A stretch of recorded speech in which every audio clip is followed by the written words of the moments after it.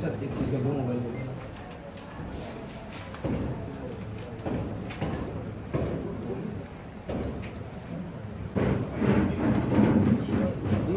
திரு அன்பில் மகேஷ் பொய்யாமொழி எனும் நான் தமிழ்நாடு சட்டமன்ற பேரவையில் உள்ள இடம் ஒன்றை நிரப்புவதற்கு வேட்பாளராக நியமிக்கப்பட்டுள்ளதால் சட்ட விதிகளுக்கு இணங்க நிறுவப்பட்டுள்ள